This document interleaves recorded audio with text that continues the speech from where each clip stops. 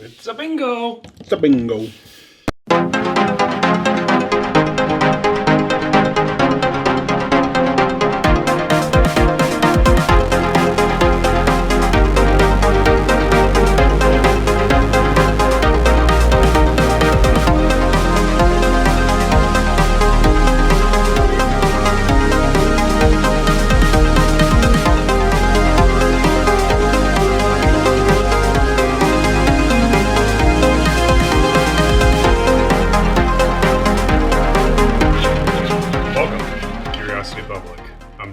Jules here. Dylan. And welcome to a new episode of our ultimate spirits competition and a little bit of a new look for the set here. Really? I know. Dylan never notices these things, but anyway, we've been excited to try this, and we've been excited to kind of launch the new look for the channel. So thank you guys for tuning in. And we're also going to be doing a new kind of breakdown of all of our reviews as kind of bonus footage. So we will have a separate episode where you will be able to hear us talk through every single category and have a little bit of a discussion. And, this video is going to kind of just be the highlights of the good and the bad, and then we're going to discuss the value at the end. So a little different format, 2 videos instead of 1. Hopefully you guys like it. Please give us as much feedback as you can. So, Glenmorangie, guys. Wow. This is the new A Tale of Cake from Glenmorangie. Look at that box. What a beast. Very cool. The sprinkles. The number of commercials for this is... Yeah, it is all over, man. I mean, like, it is getting a lot of marketing going after it. Good-looking bottle. I mean, good-looking case. Called there A Tale of Cake, as you can see. They even have, like, and the cake flying into the face and stuff. Yeah, I mean, it's I wanted to get a cake. It's pretty ostentatious. I mean, the color scheme, too, is bright. And not what colorful. I would expect from Glenmorangie, maybe. It feels like playful. A party. Playful celebration, something like that. All right, so here's the bottle. Let's get rid of that guy. And the bottle is just as colorful. That's cool. As you can see there. Very cool. It says, note that it is a Tokai dessert wine cask finish. Tokai is a sweet dessert wine. Have you guys had it before? So it's Tokaji. It's pronounced Tokai. Okay. Wow, I love it. These guys. I wanted to trick you into thinking that it's... Do you know where it's from? Tokai? Yeah. No. So like Czech Republic or something, right? Yeah, so it's actually You're acting like I don't know what I'm saying. Oh, it's called Tokai. You ruined it. You ruined it because I thought a lot of people thought that it sounded like it's Japanese. Oh no, like a Japanese, no, I know that. I've had Tokai before. I know what it is. All right.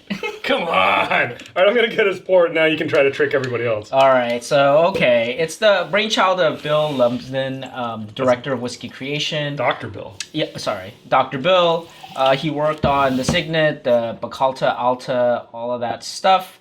I guess before he made this, he thought to himself, man, I really like cake. And so he wanted to make this. So here it is.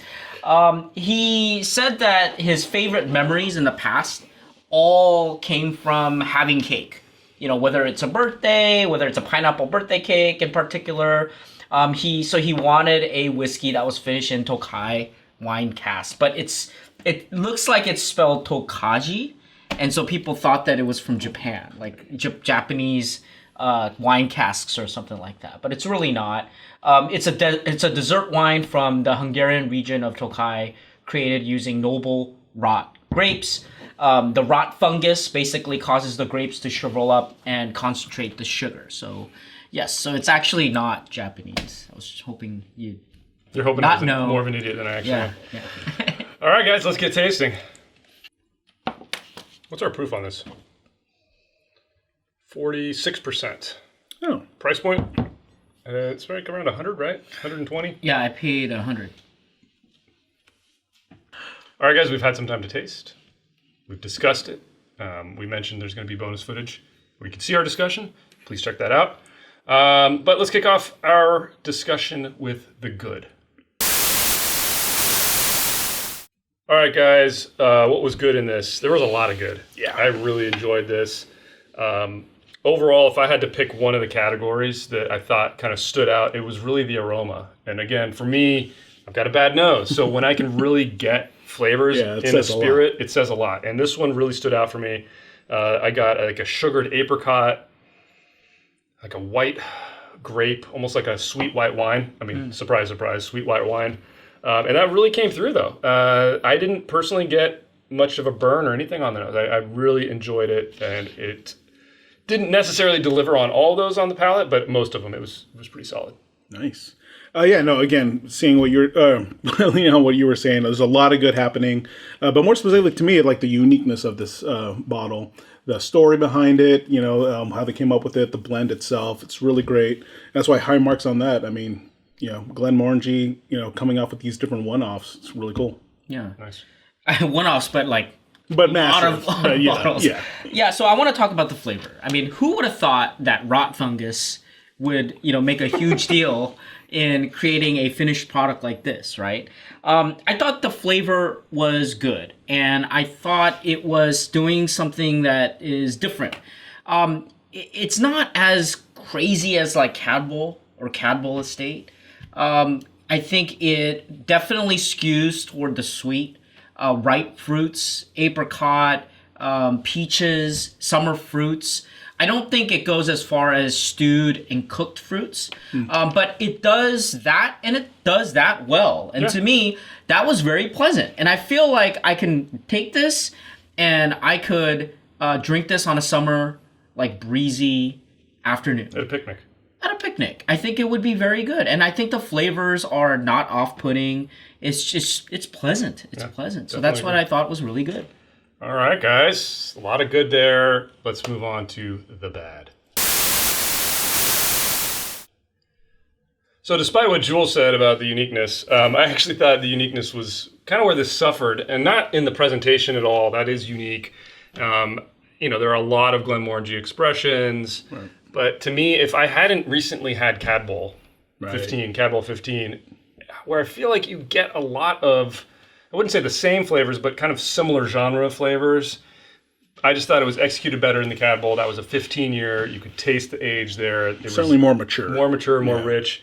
So, again, this has to do a lot to stand out in Glenmorangie. It's not, I didn't think it was, again, I still gave it a 7 in uniqueness, which isn't like it's bad. Right. But if I had to go through all the categories and pick one of the ones that I thought it wasn't as strong in, uniqueness. Gotcha. Yeah, no, same here. Not too much bad going on, other than surprisingly for me, the aesthetics. Crazy town. And I'm usually easily sold by good marketing, and I don't know. It didn't feel as composed as I thought it would have been. It definitely feels very Willy Wonka, but then like too much of a mishmash. Like Willy Wonka, it's like I understood its style. It's like, and what's going on the side there? A lava lamp? That doesn't look like cake. Okay. So I don't know. But anyway, that's the only thing. And even then, I didn't knock it off that much. Okay, for Jules, he never had a childhood. What happened to the childhood, right? I don't know. I never grew up. Still a child. I mean, it's just whimsical. Right? Yeah, but it could be a little. It could be better executed. Like, I don't know. The color. Are you the person with a morose face if you go to like circus or with like this bottle? The state fair? Come on. Anyway, so for me, do you even know what a state fair is? I hear. Anyway, the finish I thought was where it wasn't great. It's not low score, but it felt young. It felt young. I felt like there was that harshness. It didn't last. The second maturation with the Tokai, I don't know. I don't think it helps with the finish at all. And I think it just kind of dropped off. And it tastes and finishes like the 10-year, which is where it comes from. So, all right, guys, interesting points there. Let's talk a little bit about what it's worth in value.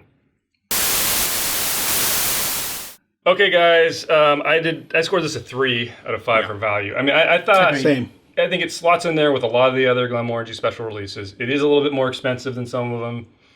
If you love Glenmorangie, you would totally pay MSRP for this. Me personally, I would rather see this priced more in like the 70 range with a lot of the other ones that you can get around that price.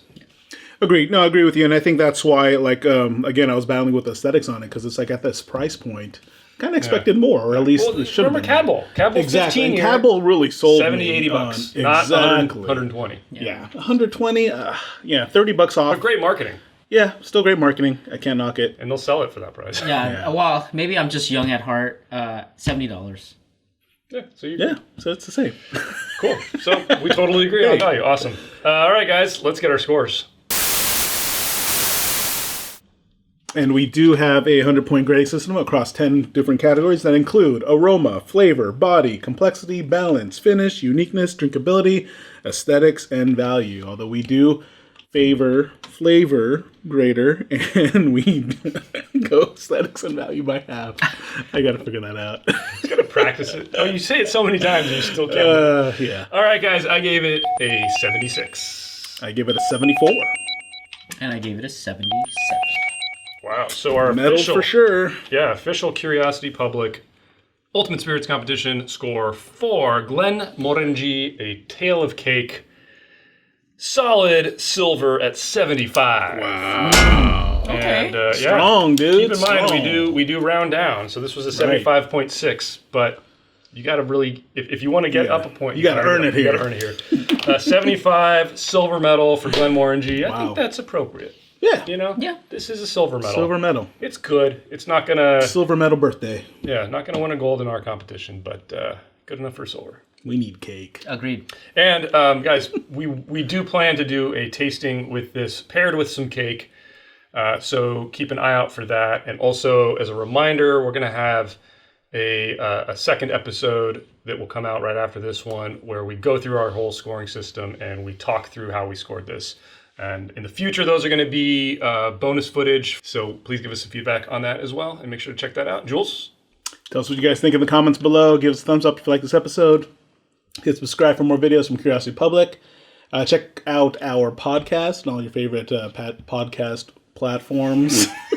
Podcast. Patcast. Cast Pad Pat Thai. You had As too much Pad Thai always, earlier. stay safe, stay healthy. Stay curious.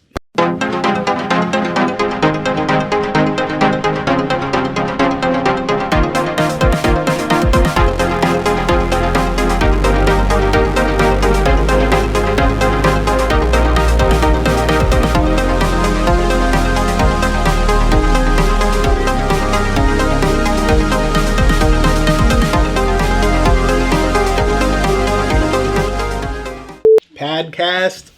Pat, what are you going to turn into? Like Boston accent comes out of nowhere. Oh, man. Apartment. Apartment.